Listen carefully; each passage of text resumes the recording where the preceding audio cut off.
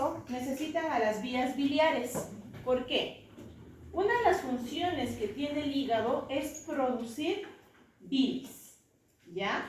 Las enzimas biliares sirven para que se pueda degradar, se pueda picar los productos que hemos ingerido y se conviertan pues en hidratos de carbono, aminoácidos, los más pequeñitos que van a poder ser absorbidos por nuestras células, ¿ya? La misma glucosa.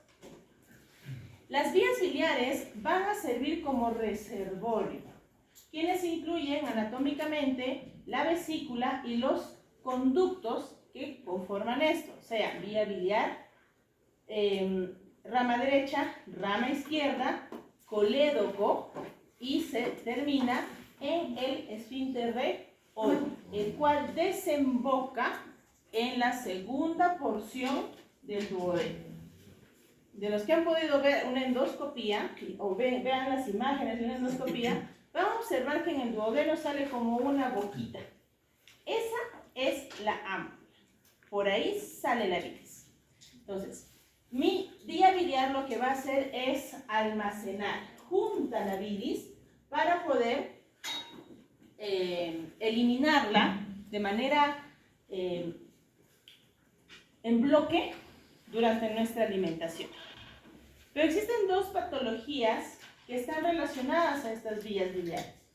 ¿Cuáles son? La colangitis y la colecistitis.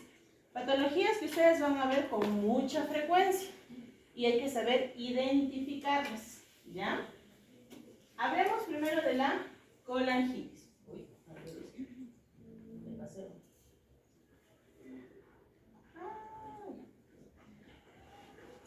Es una inflamación, colangitis, inflamación de los tubitos, ¿ya? De los conductos hepáticos y biliares común. Está asociado generalmente a un proceso de obstrucción. El proceso de obstrucción de la vía biliar puede darse por diferentes razones. Y esta obstrucción lo que va a generar es una bacteremia. ¿Qué quiere decir? Se va a infectar.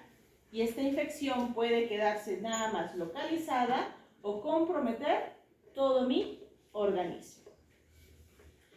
Estos gérmenes van a pasar hacia el sistema porta y hacia el sistema linfático, y de ahí que una colangitis puede volverse sistémica. Fisiológicamente, la bilis es estéril. ¿Por qué? Porque está protegida.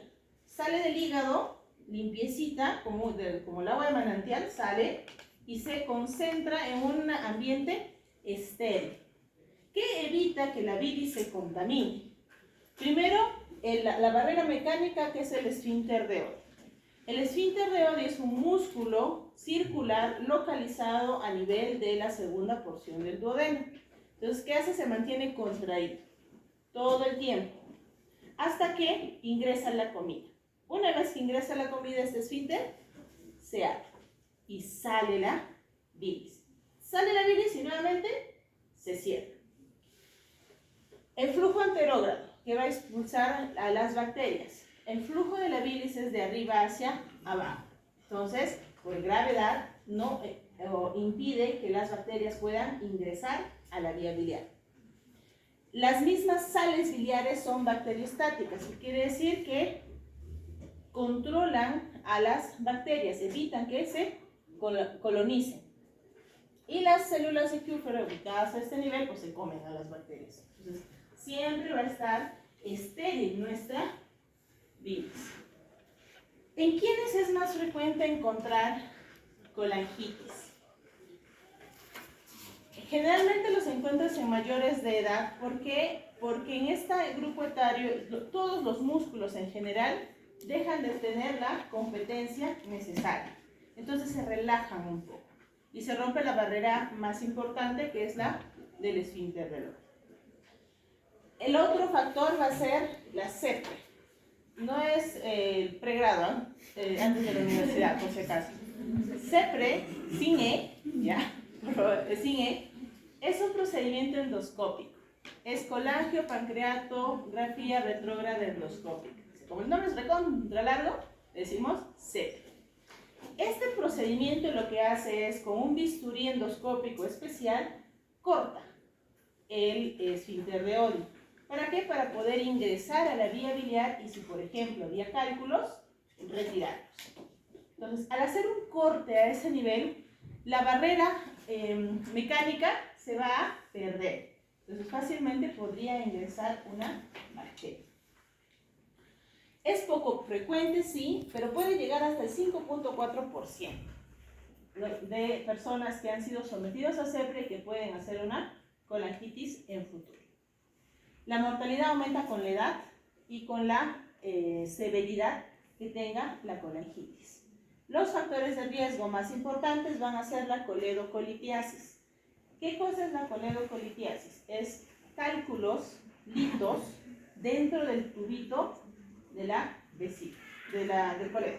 Entonces, al quedarse los cálculos en el tubo de salida, va a generar un proceso de éstasis. O sea, se va a quedar como estancada la bilis. Y cuando se estanca la bilis, es mucho más fácil que se infecte, porque no está corriendo, no fluye el contenido biliar. Las neoplasias, ¿qué neoplasias estarían en este grupo? A ver si se les ocurre. ¿Cómo? Cabeza de cáncer de páncreas. Ya, cáncer en cabeza de páncreas. Sí, es uno. Otro, por la zona. Ahí cerquita, vecinitos. Les mencioné una estructura hace un momento. El ampuloma.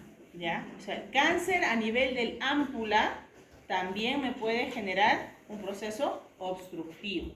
Y puede debutar con una colangitis. ¿Ya? La misma sepre, estenosis benignas de las vías biliares. ¿Cómo sucede eso? Eso sucede cuando, por ejemplo, ha habido cálculos o barro a nivel del colédoco y sale, ¿ya? Genera dolor y sale. Y ese proceso genera inflamación en la zona final de la vía biliar. Entonces se va haciendo más estrecha. Se inflama, se fibrosa y se hace más estrecha y genera una estenosis. Pero es una estenosis no relacionada a cáncer, por eso es que se le llama benigna. Y luego están parásitos y cuerpos extraños. ¿Cómo llega un cuerpo extraño a la vía biliar? ¿Qué se les ocurre? El cuerpo extraño sería en la boca, ¿no? Pero, ¿y en la vía biliar? Está relacionado también con este procedimiento, con la sepre. A veces se deja un dispositivo llamado, es como una canulita, es un tubito, ¿ya? Es un stent biliar. Este stent se deja dentro del canal del colédoco y esto pues está abierto todo el tiempo la vía biliar, entonces puede generar infección. Y lo otro son los parásitos. ¿Qué parásitos generan obstrucción en la vía biliar? Ascaris es uno. ¿Y el otro? Muy común en personas que comen berros. ¿Yerno? No perros, ¿ah? Berros. Con B, con B. La fasciola. La fasciola también ingresa a la vía biliar y se queda atrapada a ese nivel, generando lo mismo que hace los cálculos biliares, éstasis, ¿ya? Entonces, todo esto puede condicionar a que aparezca una colangitis. Así con dibujito. Entonces, ¿qué va a pasar? Recuerden que todo su tubo digestivo tiene bacterias, ¿ya? Que son colonias buena gente que nos ayudan a degradar también las comidas. Pero si ingresan a una zona donde no deberían estar, es cuando nos generan daño. A nivel de la vía digestiva, sobre todo en la zona del duodeno, cuando hay una alteración en las concentraciones de bacterias, predispone a la aparición de colangitis, debido a que por el duodeno de manera ascendente, o sea, la vía biliar sube, van a ingresar las bacterias y es la vía más común.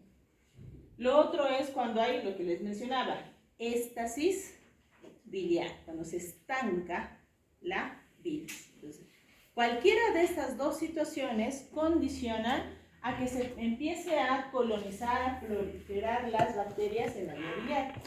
Y esas van a empezar de la parte más distal y luego van a ir ascendiendo. Y pueden ascender no solamente en la porción del colédoco, sino también intrahepática.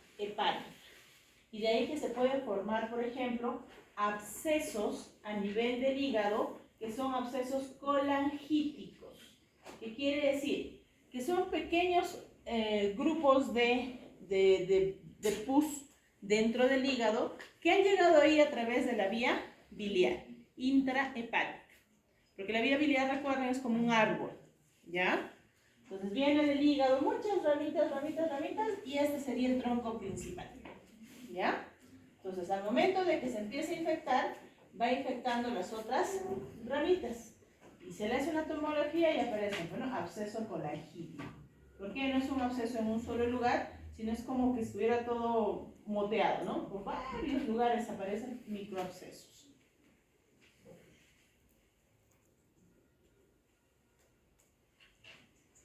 Si hablamos del tiempo en que aparece una colangitis, vamos a ver que hay una colangitis aguda, tiempo corto, 24 horas generalmente, y una colangitis crónica.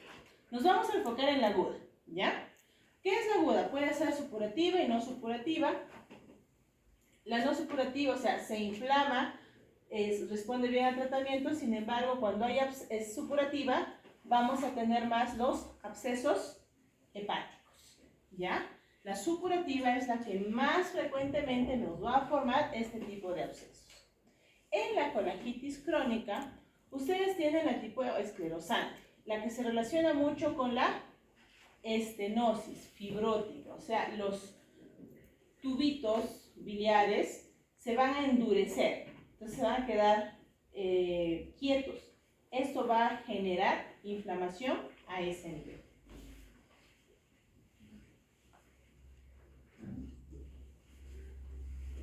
¿Cómo diagnostico una colangitis? Para eso tenemos a Tokio. Les presento el TG18. Ya suena a grupo. Tokio, o la guía de Tokio, fue creada desde el 2013. En esta guía lo que se buscó fue hacer un consenso. ¿Por qué? Porque antes utilizabas la triada de Charcot, la pentada de Raynaud. ¿Y qué generaba esto? Que se sobrediagnosticaran colangitis o se subdiagnosticaran las colangitis. Entonces, como no cumplía con la triada de Charcot, no era colangitis, pero pasaron las horas y de leve se convirtió en severa. Y ya cumplía con la pentada de Raynaud, ¿ya? Entonces, la atención era tardía. Al observar esto, los expertos se reunieron y empezaron a hacer consensos. Y uno de ellos es la guía Tokio. La inicial es la de 13, se actualizó en el 18 y en teoría debe salir entre este y el próximo año una actualización de esta guía. Pero todavía estamos usando la 18. No habrá mucho de la 13. ¿Qué de diferente tiene la guía de Tokio en relación a la utilización de la pentada de Raynaud y la triada de Charcot? ¿Qué era la triada de Charcot? ¿Qué contiene? Fiebre, dolor, ictericia. dolor y Ictericia. ictericia. ¿Y la pentada de Raynaud? A los 3 se le agregaba hipotensión y confusión mental. Entonces, en la guía de Tokio se divide en 3 bloques. Aquellos relacionados a inflamación sistémica, aquellos relacionados a la colestasis y estudios de imagen. Generalmente esto siempre es pregunta de examen, ¿ya? ¿Qué características tiene el primer criterio, que es inflamación sistémica? Ahí está parte de la triada de Charcot, que hay fiebre mayor a 38 grados. Tienes laboratorio que esté en relación a respuesta inflamatoria, o sea, leucocitos elevados PCR superior a 1, ¿ya? Voy a tener, a nivel de la colestasis, puedo tener ictericia con bilirrubinas mayores a 2, laboratorio en relación a compromiso hepático, o sea, la función del hígado. ¿Qué intervienen acá? Fosfatasa alcalina, gamma-glutamil y sus transaminasas, aspartato y alanina. Cualquiera de ellos debe estar por encima de 1.5 el valor normal superior, ¿ya? Y en imágenes se debe observar una dilatación de la vía biliar o la etiología de la dilatación. O sea que yo puedo observar una estenosis, la presencia de una piedra, o tal vez pueda haber a mí parásito o la presencia del stent a nivel de la vía biliar. Algo que me justifique por qué se está dilatando. ¿Ya? ¿Se entiende esa partecita? Entonces, ¿cómo yo voy a lograr la parte de imágenes? Con dos métodos. Puede ser por ecografía, que es el método más accesible, pero es operador dependiente. ¿Qué quiere decir? Va a depender mucho de la experiencia que tenga el que está haciendo el procedimiento para identificar las lesiones. Y los otros estudios son las tomografías y resonancia, específicamente la colangio-resonancia, ¿ya? Para yo poder decir colangitis, debo tener al menos una del criterio A, uno del B y uno del C. Entonces, A más B más C, colangitis, definitivo. Pero si tengo A más B o A más C, es probable. Generalmente es más A más B, ¿ya? Entonces, si cumplo con dos criterios, es probable que tenga colangitis. Si cumplo con los tres criterios, confirmo colangitis, ¿ya? Ahora, esto, la tecnología ha jugado a nuestro favor. Tiene incluso un aplicativo en Play Store. Ustedes ingresan TG18 y se descargan el aplicativo. Está en inglés y en japonés. Entonces podemos usar el inglés. Pero es práctico. ¿Por qué? Porque te permite de manera rápida poder identificar si tu paciente tiene o no tiene colangitis. ¿Ya? Ahora, en este mismo aplicativo y en este mismo consenso se evaluó el grado de la colangitis y se dividieron en 3 grados: leve, moderado, severo, o sea 1, 2 y 3. Empecemos de abajo, ¿ya? ¿Cuándo digo que es leve? Cuando no tengo ningún criterio del 2 ni del 3. Bien fácil, ¿no? Entonces, ¿cuáles son los criterios del 2 y 3? Empecemos con el 2. Para yo decir que tengo una colangitis moderada, debo tener mis leucocitos mayor de 12.000 o menor de 4.000, ¿ya? CIRS, ¿cierto? Debo tener una fiebre superior a 39.5.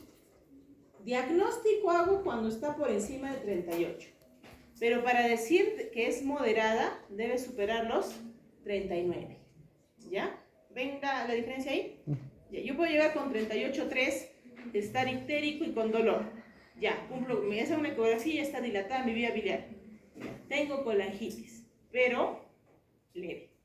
¿Ya? Entonces, pero si mi temperatura es más de 39, es ya moderada. La edad, mayores de 75 años, solo por su edad ya se considera moderada. Hiperbilirrubinemia superior a 5. Aquí otra observación.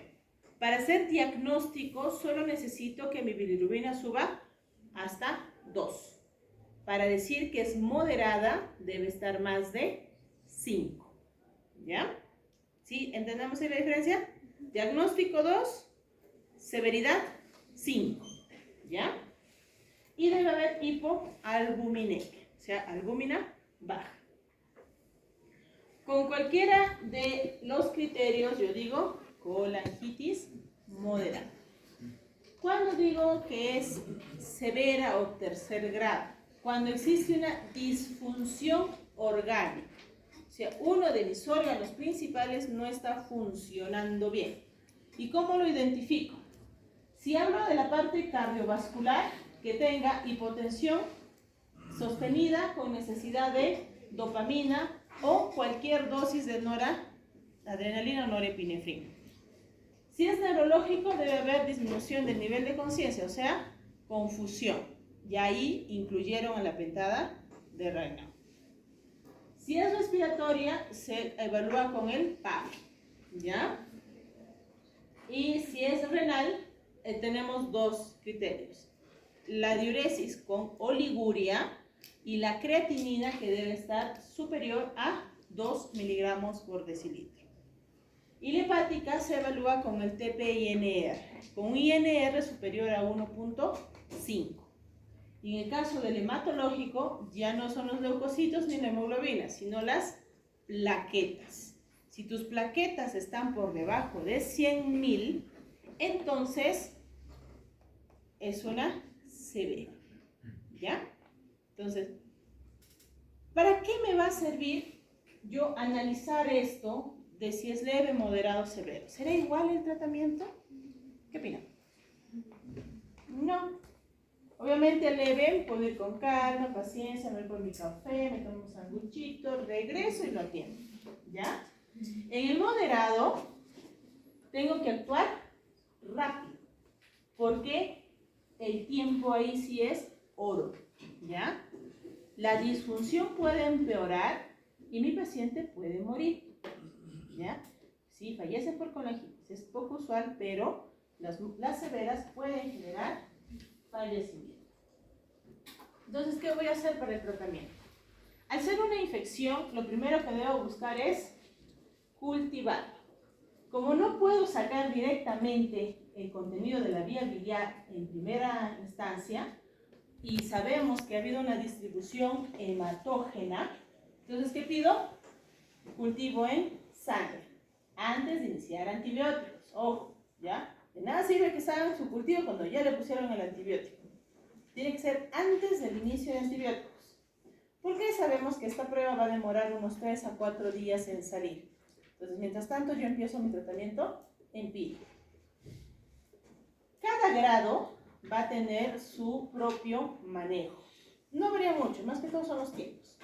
En el primer grado doy antibióticos y una vez que veo mejoría, puedo retirarlos y el drenaje de la vía biliar puede incluso quedar retrasado unos días. No es que inmediatamente tenga que drenar.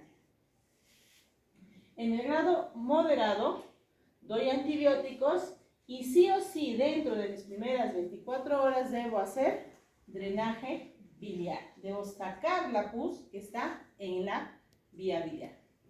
Y en el grado 3 es drenaje biliar urgente, antibióticos de amplio espectro y soporte vital.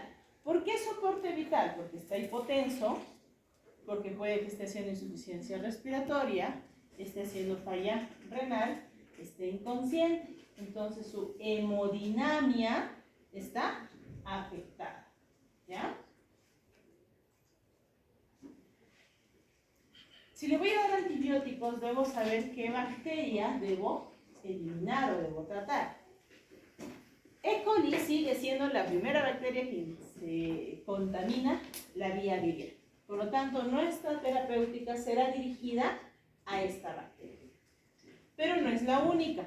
También puede haber Klebsiella en segundo lugar, puede haber Pseudomonas, puede haber enterococos y streptococos, ¿ya? Pero de lejos, el más frecuente sigue siendo E. coli, ¿ya? Entonces, si la pregunta sería, por ejemplo, microorganismo más frecuente encontrado o aislado en cultivos de colangitis aguda, y les pongo E. coli, Klebsiella, Pseudomonas, Enterobacter, ¿su respuesta cuál sería? E. coli, ¿ya? Así medio raro, ¿no? Pero dependiendo del grado, yo voy a poder dar el antibiótico, ¿ya? Entonces, denso, ¿no? Se los resumo, sencillito. Ahora, ojo, aquí voy a hacer un paréntesis. El tratamiento tanto para la colangitis como para la colecistitis en cuanto a antibióticos es muy parecido. Entonces, si se aprende para colangitis, idem con la colecistitis, ¿ya? Porque es la misma vía biliar, ¿ya? Está el mismo tubito, nada más que tiene en diferentes puntos. Cuando es primer grado, o sea, es un leve, yo voy a dar cefalosporinas de tercera generación asociadas a metronidazol. Punto. ¿Cuál es la cefalosporina más conocida? Ceftriaxona. ¿Qué dosis tiene la ceftriaxona? 2 gramos cada 24 horas. ¿Ya? Entonces, si le voy a dar terapéutica de cefalosporinas, puedo darle mi ceftriaxona con metronidazol. Ya está. Punto. Si es moderada, también puedo usar cefalosporinas, pero puedo cambiar. Ya no ceftriaxona, podré usar, por ejemplo, ceftazidima más metronidazol. Si es severa, grado 4, ahí ya se hace más chiquito mi gama de medicamentos.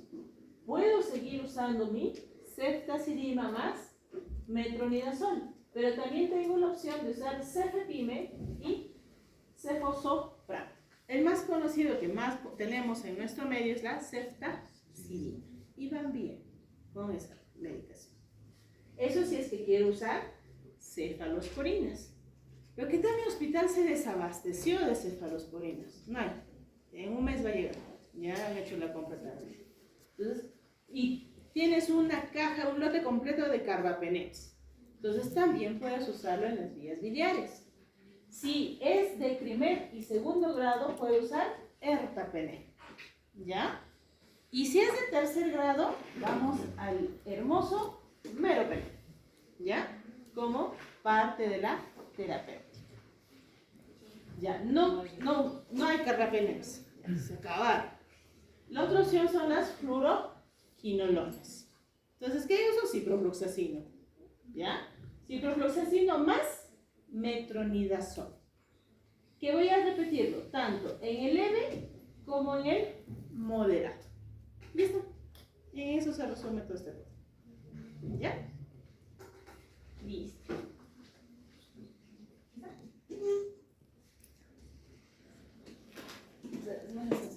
Bueno, esta imagen es del aplicativo que les menciono, el TG18, y resume todo lo que les he dicho hasta ahorita. ¿Ya? Entonces, ¿qué voy a hacer? En el grado 1 le doy antibióticos, soporte general, y evalúo el momento en que voy a terminar mis antibióticos y dar el tratamiento a la etiología. Entonces, en el proceso de atención de la colangitis, yo debo haber identificado qué lo generó. Cálculo, una estenosis, un tumor, un parásito, un stent. ¿Qué fue lo que generó mi colangitis? Entonces, ¿y qué cosa debo hacer? Tratar la causa, porque si no va a volver a hacer colangitis. Hay 3 formas de tratar la causa. Puede ser endoscópica, percutánea o quirúrgica. ¿De qué va a depender? De la disponibilidad de los servicios.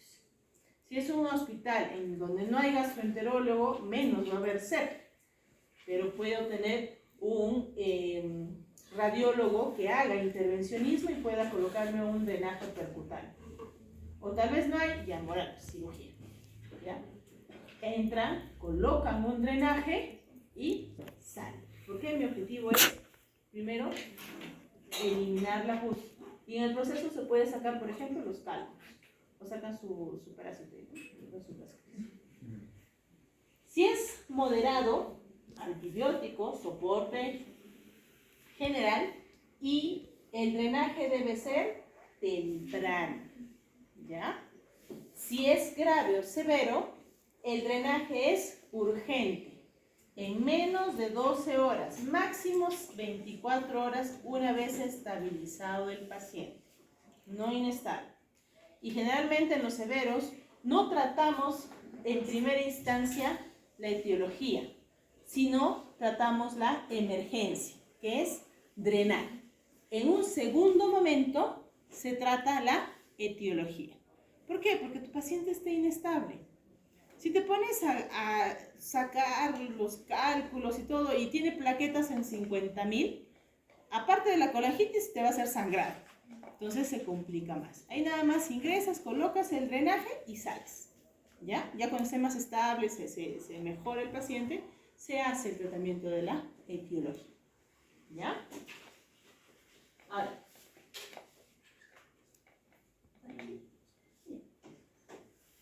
¿Cómo voy a empezar mi medicación? Hidratando. Es importante la hidratación en estos pacientes. ¿Por qué? Porque siempre que hay un proceso infeccioso, se va a generar un tercer espacio. Entonces, necesitas hidratar a tu paciente.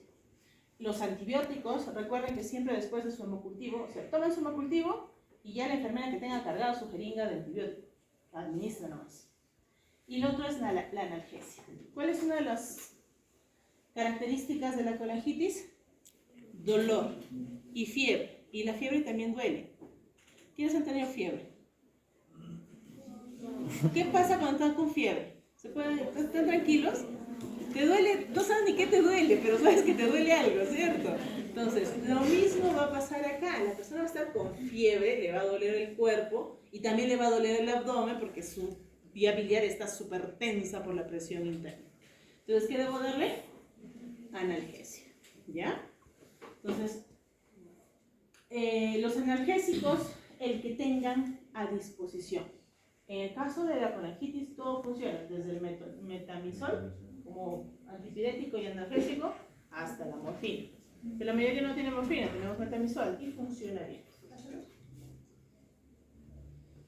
Entonces, ¿cuándo yo debo decir que debo entrar de emergencia? Recuerden, cuando tengo falla cardíaca con hipotensión, neurológica con trastorno de la conciencia, respiratoria con disnea o un PAFI disminuido, falla renal, disfunción hepática o alteración hematológica.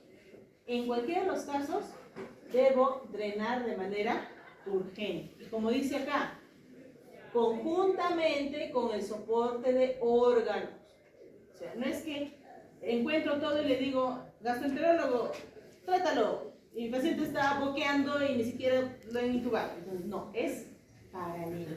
Mientras se va trabajando en la estabilidad hemodinámica, se está trabajando también en drenaje. Tal vez no sea endoscópico, puede ser percutáneo. ¿Ya? ¿Ya les está percutando? Sería más rápido. Entonces, siempre es endoscópico. ¿Ya? Y usamos con un dispositivo que se llama duodenoscopio y a través de la ámpula ingresamos para drenar. Y ahí se colocan los stents. Lo dejas abierto y empieza a salir la pus. Pero no es el único. También vamos a tener los drenajes transhepáticos o percutáneos. En ellos, lo que vamos a hacer es con guía, se va hacia la vía biliar y se deja hacia la parte externa. Como acá. ¿Ven? Esto también puede ser por vía quirúrgica. Entonces ya no tengo intervencionismo, no tengo gastroenterólogo, tengo un cirujano. Sí o sí hay un cirujano. Entonces entra, coloca nada más un drain que va a salir hacia la pared abdominal y nada más. Porque lo que necesitamos es drenar la pus que está generando la inflamación. ¿Ya? Ya después ya lo arreglamos. Pero en primera instancia quedó. ¿Ya? Sí. Ahora, hasta aquí, ¿alguna pregunta?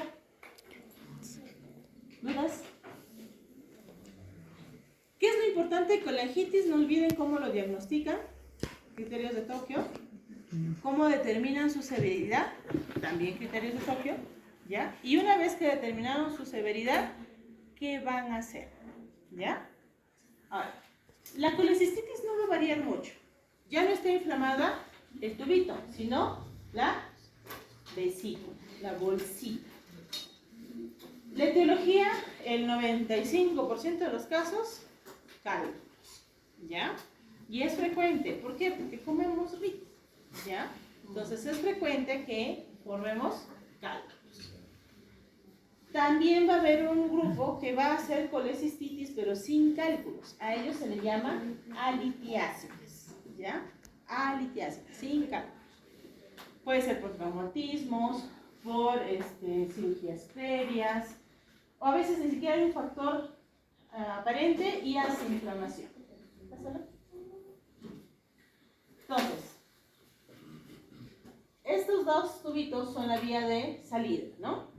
Vía biliar izquierda, derecha. Colédoco, y de aquí sale mi vesícula, ¿ya? Obviamente que está más grande, ¿no? Para la izquierda. ¿Qué es lo que hace mi vesícula? Almacena la bilis. Ya sirve de reservorio. Y cada vez que ustedes comen, esta bilis se contrae y sale hacia el tubo digestivo. ¿Qué pasa si yo tengo cálculos? Esto se va a contraer y una de las piedritas se va a atorar en la salida. Muy grande, no sale. Entonces, pero quiere salir, entonces empieza a inflamar. Se atora y toda la pared que está alrededor empieza a inflamarse. ¿Y qué cosa va a tener la persona? Dolor. ¿Ya? Ahora, si tenemos suerte, el calculito dice, no, mejor no sale, se vuelve a meter. Baja el dolor. Pero ¿qué tal se queda aquí atrapado? Entonces hace colecistitis. ¿Ya? El principal síntoma va a ser el dolor. ¿Pasamos? Nuevamente, estos ya para el diagnóstico son los criterios de Tokio. En el caso de la colecistitis, se ha mantenido en el TG18 lo que se dijo en el 2013. Está igualito. Tenemos 3 ítems nuevamente que van a ser inflamación local, sistémica e imágenes. ¿Varía con colegitis? Sí, porque aquí ustedes no consideran colestasis, ¿ya? Sino inflamación local de la misma vesícula, sistémica, todo su cuerpo y las imágenes, ¿ya? Eso sí hay que diferenciarlos. En el local, ¿qué voy a encontrar? Signo de Murphy. ¿Cómo es el signo de Murphy? Semiología. Así. Ya. Teóricamente, ¿cómo ustedes evalúan el signo de Murphy? ¿Acá? ¿Dónde? ¿Acá? Acá es. ¿Cómo localizan el signo de Murphy? Oiga, semiología. ¿Qué punto de referencia van a tomar? Reborde costal. Inferior. ¿Y qué otro punto de referencia? Línea media clavicular. Línea media clavicular. En la intersección de estas dos líneas hago presión.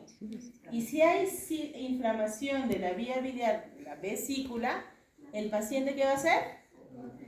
Sale. O va a haber una resistencia o signo de dolor. Ese es el signo de Murphy positivo. ¿Ya? Chicos, estamos yendo bien. Vamos. Y el otro es que yo pueda palpar a nivel de mi hipocondrio derecho una masa. Mi vesícula se ha inflamado tanto que ya rebasa mi borde costal y al palparlo siento una masa, que al tocarla duele. Entonces, ¿qué debo pensar? Que es la vesícula, siempre y cuando no se haya operado antes, ¿no? Ahora, eso es algo, haciendo un paréntesis, siempre pregunten eso, ¿ya? Ha pasado, que es laparoscópico, tal vez la piel ha logrado ocultar bien sus cicatrices, y están, no, sí es tu vesícula, y eso me dice, pero sí me opero. ¿Ya? Nunca olviden preguntar cirugías. Respuesta inflamatoria. Aquí también, al ser una infección, ¿qué vamos a tener? Fiebre, elevación del PCR y elevación de los leucocitos. Igual, el valor se mantiene, mayor de 12.000 o menor de 4.000. Y en las imágenes me enfocaré en la vesícula. ¿Qué cosa voy a ver ahí? Las características de una colecistitis aguda. Edema perivesicular, engrosamiento de la pared vesicular y muchas veces reportarán presencia de cálculos dentro de la vesícula. como primera causa. Entonces, si yo tengo A más B más C, diagnóstico definitivo. Pero si tengo A más B o C, diagnóstico probable. ¿Ya? Sospechoso, pero no confirmo. ¿Está bien? Siguiente.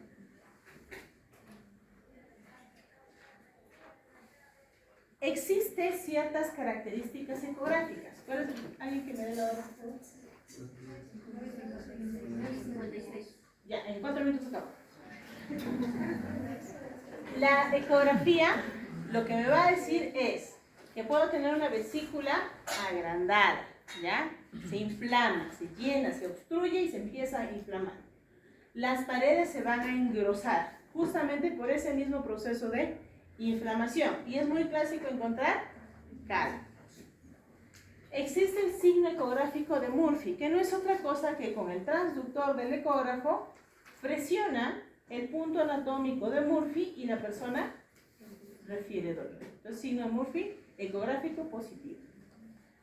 En la tomografía de abdomen puedo observar también distensión de vesícula, engrosamiento de la grasa perivesicular e incluso líquido libre alrededor de la vesícula.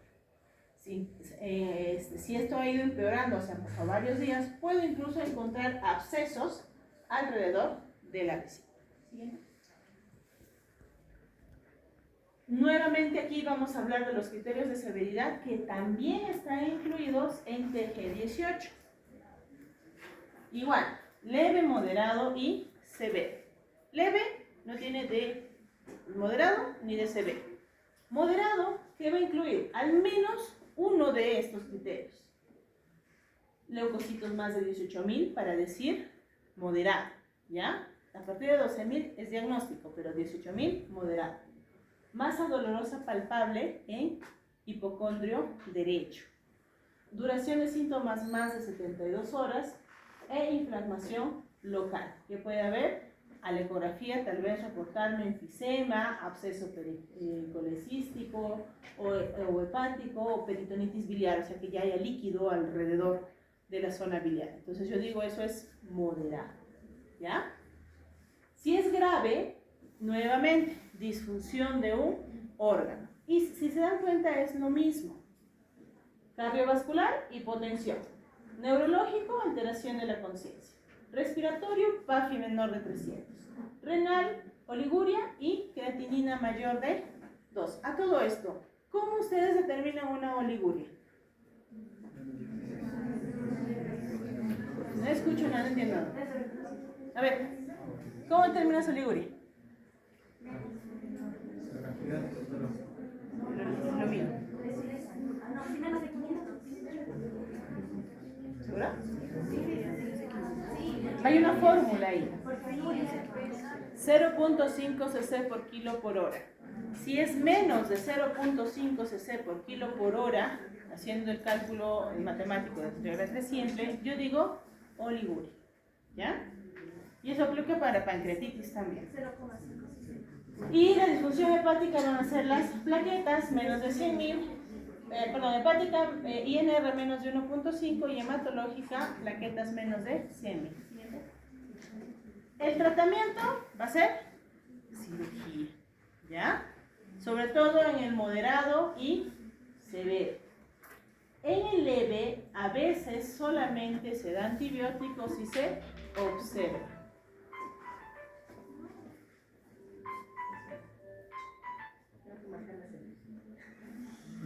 ¿Ya? En cambio, en el moderado y severo, sí tenemos que verificar o tenemos que pasar a cirugía.